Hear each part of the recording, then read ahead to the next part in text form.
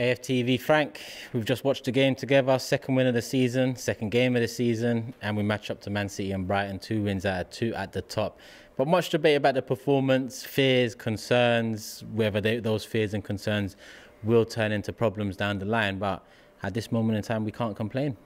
Can't complain at all. It sounds fantastic, you know, at the top with Man City again, and Brighton obviously, but it wasn't very convincing throughout the whole game today. I know we started off pretty early. I'd probably say the first 10 minutes we dominated a little bit, but then Crystal Palace really did start to come into the game.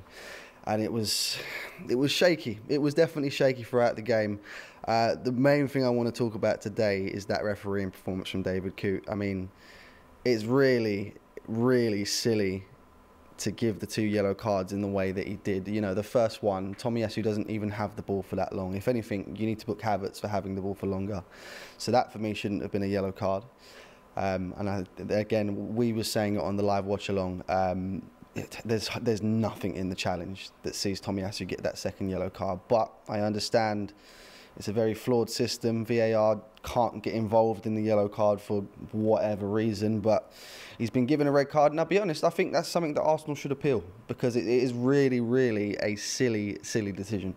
Hopefully you can, because not only the VAR system, it's not the only thing flawed. Rules are flawed. Absolutely. The way they're not held accountable is flawed. So there's a lot of problems there, but it didn't cost us in the end. We got the 3 points. Yeah. We stood firm, made a lot of defensive changes, took our main threats off, which at the time I was worried about, because there was still 13, 14 on the clock with stoppage time, and we've seen what stoppage time is these days. But we got through it, and we got the 3 points. Was that the most important thing, especially after Tomiyasu got the red? No, absolutely, especially after the red, definitely. It reminded me a little bit of last season, where there was a few performances throughout the season where we didn't play our best, but ultimately we got the 3 points. And I used to call it champions mentality. When you're not playing at your best, you still manage to get the 3 points, and ultimately that's all that matters. Like I said, wasn't a great performance at all, but all that matters is it's a very hard place to go to. As we know, we've been there before and famously been smacked when we was meant to be qualifying for Champions League football.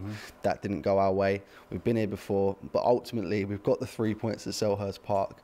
I'm happy that we've got the 3 points, and we move on to Fulham next week. Anyone in particular you want to talk about? Oh, 100%. There's many people that I want to talk about today. The main one being Declan Rice. I feel like Declan Rice has got a lot of unwarranted criticism since coming to Arsenal, and I think mainly that's because of his price tag, and he's not been fantastic in games. I think he's been putting in some fairly average performances, and it's a start. But today I think he really came out of his shell.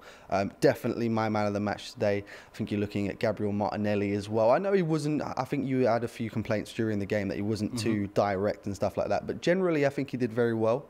And then you're looking at Thomas Partey, who's not playing in his natural position at the moment, but still is doing a very good job at right back. So they're the main 3 for me. And then the one more, especially for that challenge at the end, or not at the end, but where he could have potentially been sent off if it didn't go very well, William Saliba, the best centre-back in the Premier League for me.